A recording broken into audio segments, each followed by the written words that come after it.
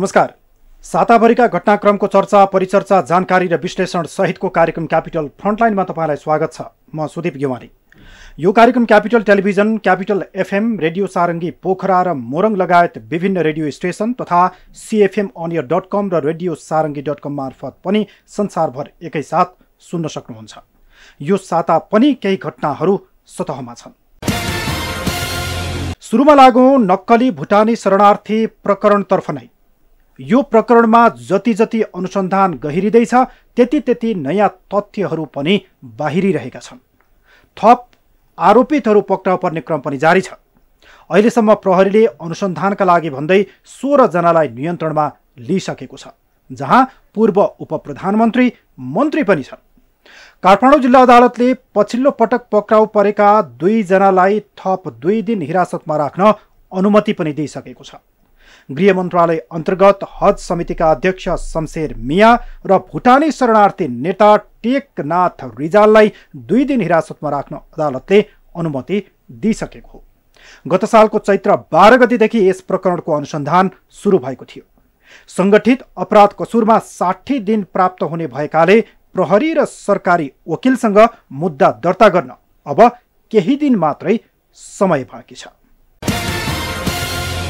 नेपाली नागरिकलाई भुटानी शरणार्थी बनाएर अमेरिका पठाउँछु भन्दै असुली गर्ने गिरोहलाई सरकारी गाडी उपलब्ध गराएको भेटिएपछि नेपाल हज कमिटिका अध्यक्ष शमशेर मिया प्रहरीको खोजी सूचीमा थिए। प्रकरणमा संलग्नता खुलेपछि एक साता अघिदेखि मोबाइल अफ गरेर बसेका उनी बिहिबार बिहान एकाएक सिंहदरबार भित्रैबाट पक्राउ परे। ऊर्जा मन्त्रालय पुगेको सूचना पाएको प्रहरीले उनलाई केही सरकारी कागजात सहित नियन्त्रणमा लिएको हो। प्रहरी स्रोतका अनुसार मिया मोबाइल अफ गरेर बसे पनि सचिवालयबाट विभिन्न कागज पत्रहरूको सूचना केही दिन अघि आएको थियो। केही नजिकका कर्मचारीलाई कागज पत्र मागेर हस्ताक्षर गर्दै पठाउने गरेको पाइएपछि गोप्य निगरानी राखेको र त्यस क्रममा ऊर्जा मन्त्रालयमा बसेर काम गर्न खोज्दा पक्राउ गरेको प्रहरीको भनाइ छ।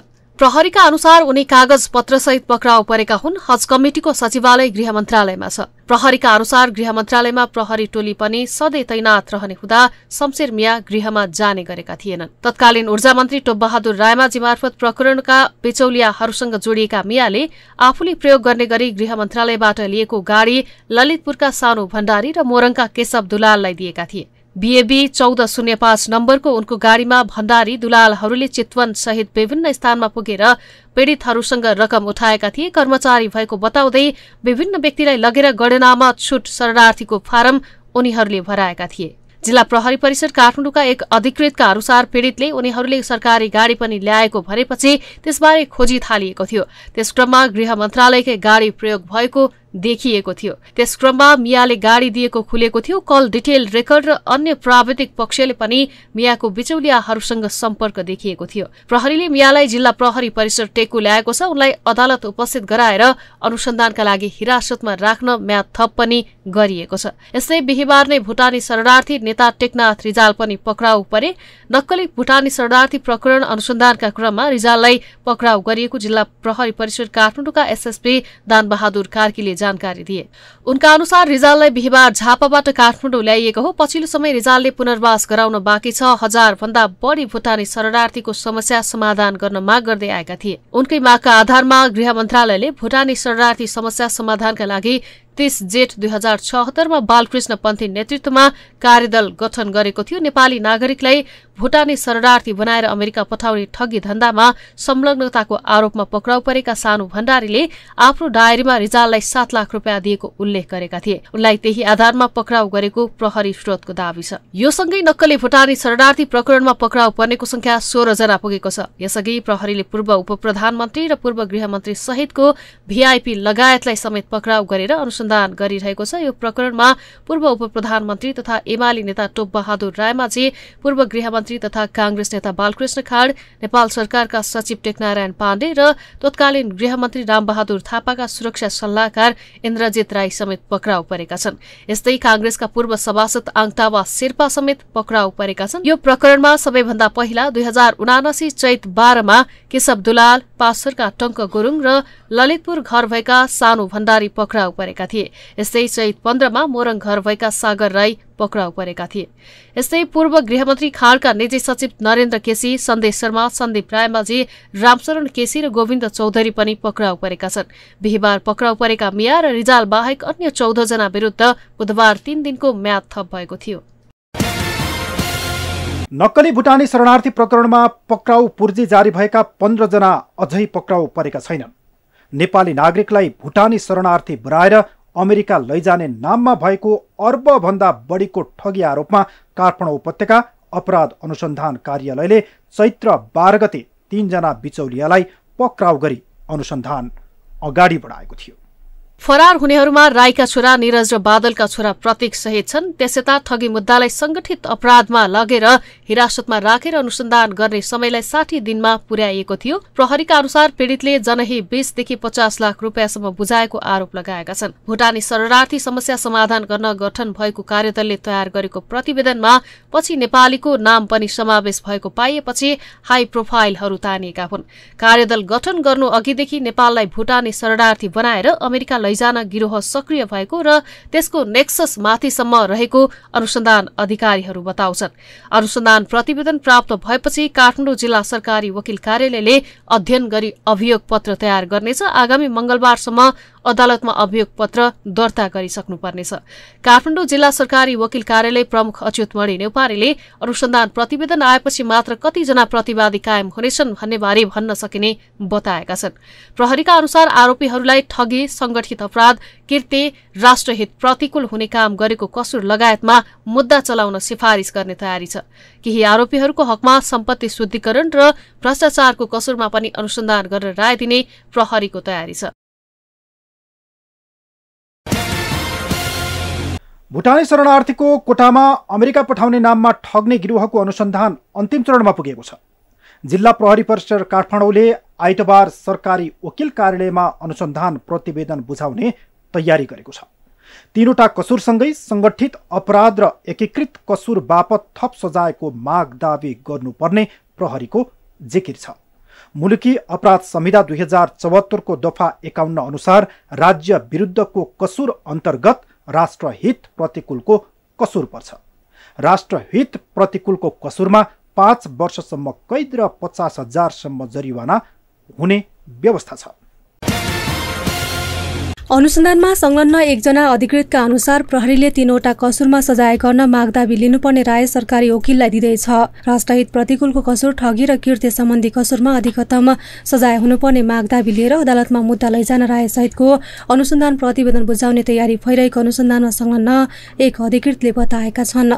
3वटा कसुरसँगै संगठित अपराध र एकीकृत कसुर बापत थप सजायको मागदाबी गर्नुपर्ने प्रहरीको जिकिर रहेको छ।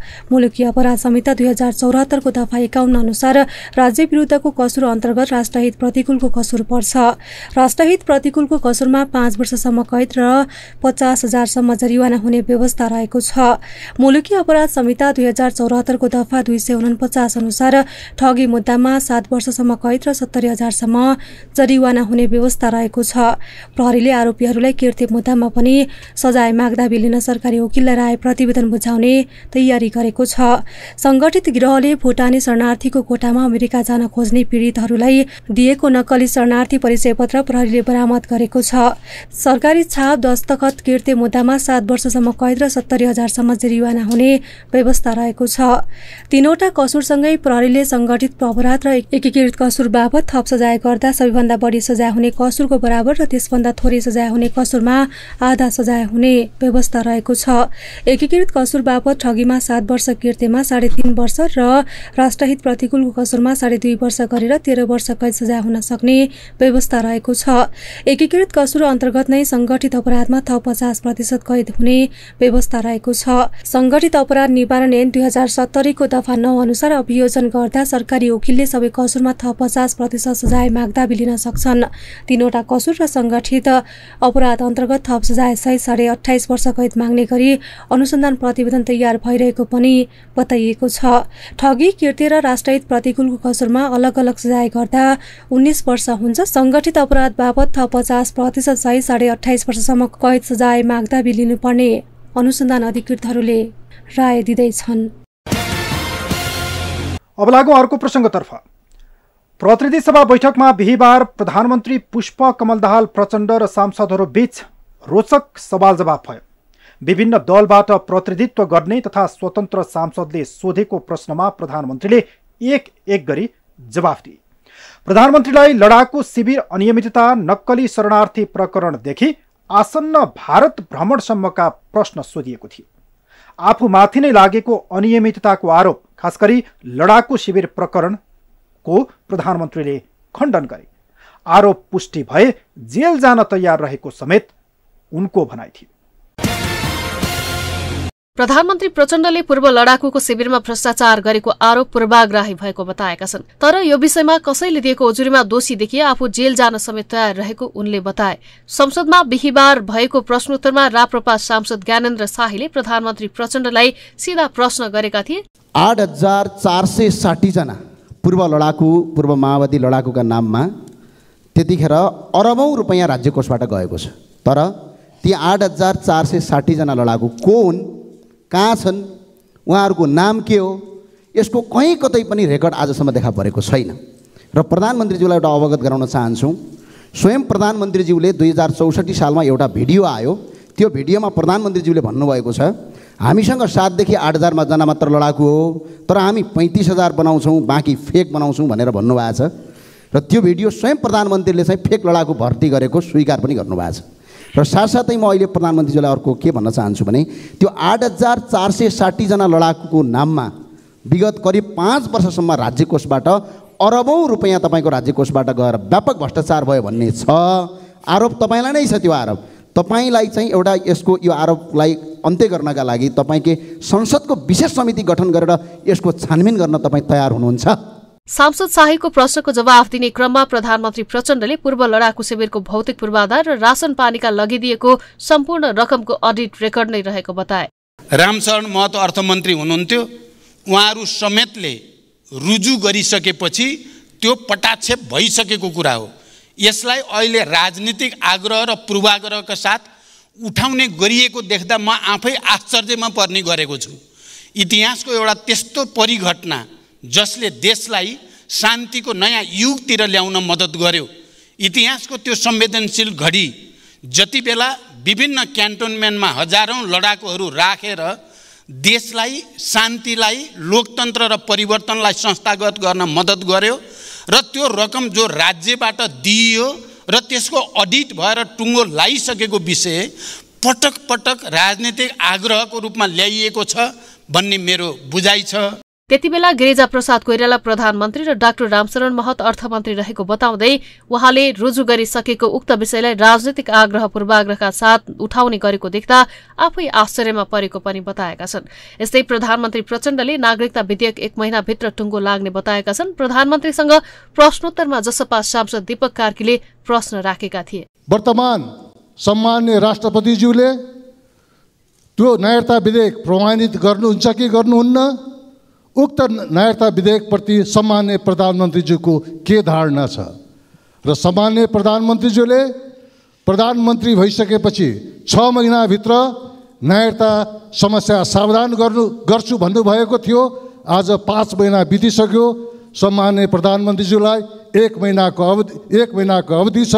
यसभित्र नागरिकता संविधान समस्याको समाधान होस्। प्रश्नको जवाफ दिँदै प्रधानमन्त्री प्रचण्डले नागरिकता सम्बन्धी नयाँ विधेयक ल्याउने वा राष्ट्रपति कार्यालयमा नै होल्डमा रहेको विधेयक प्रमाणीकरण गर्ने भन्ने विषयमा छलफल भइरहेको बताए। राष्ट्रपतिजीले यो बारेमा मैले पनि केही कानुनविद, संविधानविदहरूको राय लिएर मात्रै यसको बारेमा टुङ्गोमा पुग्छु भन्ने जानकारी दिनुभयो र अहिलेसम्म सायद उहाँ अध्ययनकै प्रक्रियामा हुनुहुन्छ। र अब यही सदनमा दुईटै सम्भावना म देख्छु। त्यहाँ उपस्थित भएको सुझावको आधारको एउटा बाटो, अर्को बाटो फेरि यही सदनबाट नै, अहिलेको यो नयाँ सदनबाट त्यसको विषयमा एउटा या त सङ्कल्प प्रस्ताव मार्फत या अरू कुनै प्रस्ताव मार्फत राष्ट्रपतिजीलाई त्यो विधेयकको बारेमा प्रमाणीकरण गर्न अनुरोध गर्ने बाटो एउटा हुन सक्छ, या अर्को क्याबिनेटबाट डिसिजन गरेर राष्ट्रपतिसँग अनुरोध गर्ने पनि एउटा बाटो हुन सक्छ। तर अब त्यो विधेयकलाई खारेज गरेर फेरि अर्को विधेयक ल्याउने बारेमा पनि मतहरू छन्। फेरि सदनमा अर्को विधेयक ल्याएर त्यो जिरोमा गयो। त्यसकारण अब त्यो जिरोमा गइसकेको विधेयकलाई त्यस्तै नेमकिपाका सांसद प्रेम सुवालले प्रधानमन्त्री प्रचण्डलाई नक्कली भुटानी शरणार्थी प्रकरण सहित विभिन्न विषयमा प्रश्न सोधेका छन्। प्रतिनिधि सभामा भएको प्रश्नोत्तरमा सुवालले नेपाललाई सिंगापुर र स्विजरल्याण्ड बनाउँछु भनेर नक्कली शरणार्थी बनाउने देश किन बनाउनु भयो भन्दै प्रश्न गरेका छन्। 3 दलबीच सहमति पनि भयो समिति भागभण्डा लगायतमा। यो नक्कली भुटानी शरणार्थी काण्डका आरोपीहरूलाई उन्मुक्ति दिने तयारी त होइन। महान्यायाधिवक्ताको कार्यालयले तत्कालीन सरकारी ललिता निवासको सरकारी जग्गा व्यक्तिको नाममा दर्ता गर्ने मुद्दालाई दर्तै गर्न लगाएन। के यो नक्कली भुटानी शरणार्थीको मुद्दा पनि महान्यायाधिवक्ताको कार्यालयले फलानालाई छोडिदिनु, फलानालाई मुद्दा दिनु भनेर आदेश दिने हो कि अथवा मुद्दै नलाग्ने हो कि र महान्यायाधिवक्ताको कार्यालयलाई प्रधानमन्त्रीद्वारा त्यस्तो आदेश जाने हो कि? नेमकिपाका सांसद सुवालको जवाफमा प्रधानमन्त्री प्रचण्डले नेपाली नागरिकलाई भुटानी शरणार्थी बनाउने संगठित अपराधमा संलग्नमाथि कडा कारबाही हुने बताए। यो विषय राष्ट्रिय मात्रै होइन, यो अन्तर्राष्ट्रिय विषय पनि भइसकेको छ। सबै अन्तर्राष्ट्रिय सङ्घ संस्थाहरूले पनि बडो गम्भीर रूपले यो विषय हेरिसकेको अवस्था पनि छ। एकातिर सरकार दृढताको साथ दोषीलाई नछोड्ने, निर्दोषलाई नपार्ने नीति अन्तर्गत एउटा निष्कर्षमा पुर्याउन अगाडि बढेको छ भने अर्कोतिर जनता र विश्वको नजर पनि यसमा परेको हुनाले मान्य सदस्यले कुनै शङ्का गर्नु पर्दैन। यसको तात्विक निष्कर्षमा पुर्याउन सरकार दृढ रहेको छ। सरकारले यो प्रकरणमा कसैप्रति पनि आग्रह पूर्वाग्रह नराख्ने प्रचण्डको भनाइ थियो। यो मुद्दा कुनै पार्टी नेता वा सरकार विशेषको मात्रै नभई यो विषय राष्ट्रिय तथा अन्तर्राष्ट्रिय विषय भइसकेको प्रचण्डले बताए। प्रधानमन्त्री प्रचण्डले दरबार हत्याकाण्ड सहितका विभत्स हत्याकाण्डबारे नयाँ सिराबाट अनुसन्धान हुनुपर्ने पनि बताएका छन्। स्वतन्त्र सांसद प्रभु शाहले गौर हत्याकाण्डबारे सोधेको प्रश्नको जवाफमा प्रचण्डले विगतका सबै हत्याकाण्डको नयाँ सिराबाट अनुसन्धान हुनुपर्ने बताएका थिए। प्रतिनिधि सभामा प्रधानमन्त्री प्रचण्डसँगको प्रश्नोत्तरमा केही ठट्टा पनि भयो। प्रधानमन्त्रीलाई प्रश्न गर्न बोलाइएको प्रतिनिधि सभाको बैठकमा एमाले सांसद रघुजी पन्तले प्रधानमन्त्री ह्यान्डसम र खाइलाग्दो देखिएको भन्दै ठट्टा गरे। मूल प्रश्नमा प्रवेश गर्नु अघि पन्तले प्रधानमन्त्री पहिलेभन्दा ह्यान्डसम भएको र दौरा सुरुवाल लगाउँदा खाइलाग्दो देखिएको टिप्पणी गरे। त्यसको जवाफमा प्रचण्डले आफूलाई ह्यान्डसम र खाइलाग्दो देखेकोमा धन्यवाद पनि दिए। समग्रमा मङ्सिर 4 पछि पहिलो पटक संसदमा भएको प्रधानमन्त्रीसँगको उक्त सवाल जवाफ रोचक नै थियो। अवस्था आजका लागि साताभरिका घटनाक्रमको चर्चा, परिचर्चा, जानकारी र विश्लेषण सहितको कार्यक्रम क्यापिटल फ्रन्टलाइन सकिएको छ। अर्को साता फेरि उपस्थित हुने नै छौँ। अहिलेलाई बिदा दिनुहोस्। नमस्कार।